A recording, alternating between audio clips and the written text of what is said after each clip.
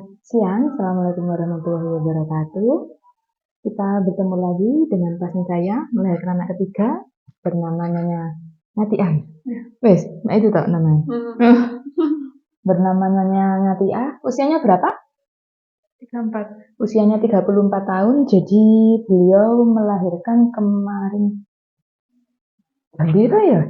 Jam pagi kok ya? 0955 atau 0855 ya Mbak? Pengaku sendiri jam kok lagi. 0855, bayinya laki-laki ya, beratnya 3 kilo, 28 ya, 28 on, panjangnya 47 cm. Jadi beliau melahirkannya kemarin sampai istilahnya sampai 24 jam lebih ya, ini ya. Karena kemarin habis melahirkan itu sebenarnya prosesnya cepat, nggak ada masalah. Yang masalah adalah setelah melahirkan itu darahnya banyak. Modal HB sebelum melahirkan 10 HB ini samian. Terus tadi saya cek labkan lagi ke laboratorium tinggal 8 dalam pantauan SPID juga. Akhirnya sama kontrol lagi kapan tadi? Besok. Suruh kontrol nih dokter? Enggak. Jadi kan beliau kelihatannya pucat. Ini darahnya enggak terlalu banyak yang bagaimana, enggak. Tim AB-nya langsung drop ya, tinggal 8 ya. Aku sing apa yang ketik kemarin koyo gak ini.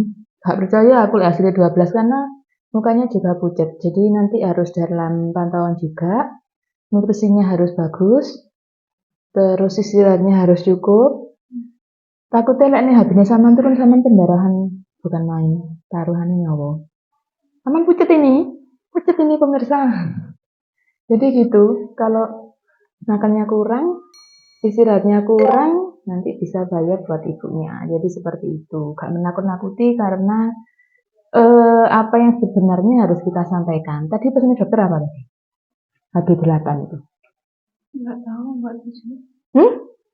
Gak masuk lagi kan? Enggak masuk lagi. Jadi USG terus cek HB. Suruh nunggu di luar. Terus udah gak masuk lagi ya. Jadi nanti harus kita pantau. Paling besok kontrol ke sini toh. Bayinya SHK, besok kita lihat lagi perkembangannya dan nanti akan kita kontrol lewat WhatsApp mungkin ya. Jadi ya apa gak tarak loh makmu.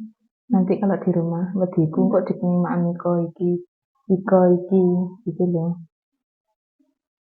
Nek tangannya sakjane gak pucat. Cuma wajahnya sampean sing pucat. Gak ngerti bandingannya ya sebenarnya. Koyo gak pucat ini ya. Rencananya kabeh apa sampean? Untuk yang 3 bulan ya, untuk menyusui ya. Terus gak pusing? Enggak ya. Kalau dari kemarin itu setelah melahirkan itu sampai tadi pagi itu masih pusing. Kalau tensi terakhir berapa ya, Mang? 100?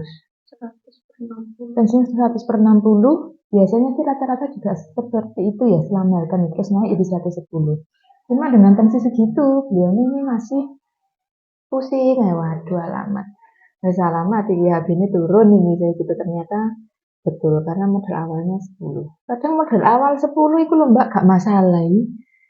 Jadi beda-beda ya, setelah melahirkan itu beda-beda. Jadi benar-benar di rumah yang sedang hamil harus cek lab rutin. Kalau trimester pertama HB-nya kurang, trimester juga harus cek lab pagi dan harus perbaikan gizi selama benar-benar di rumah hamil. Itu sangat penting sekali untuk nanti waktu proses melahirkan dan setelah melahirkan. Jadi itu pelajaran yang harus diambil ya. Harus makan minum yang bergizi, mengurangi junk food, yang banyak pewarna, terus perasa, pengawet itu harus dikurangi untuk ibu hamil. Jadi makanannya harus sehat-sehat, kalau bisa organik ya. Jadi seperti itu. Nanti harus istirahat cukup, makan minum yang banyak. Terus kita tetap laporkan ke dokter SPOD-nya, kita tetap lakukan pemantauan. Kayaknya nggak nonton sih, makmu kudu wae sing enaknya ya. Oke. Jadi seperti itu cerita persalinannya Ngatiah ya, yang kita ambil hikmahnya banyak. Harus istirahat, harus makan minum yang banyak. Oke, terima kasih. Habis ini kita pulang, bukan kita, mengantar Nyonya Ngatiah ke rumahnya di Tumpuk Renteng. Oke, saya akhiri sampai di sini. Kita ikuti perjalanannya di sini. Saya akhiri. Assalamualaikum warahmatullahi wabarakatuh.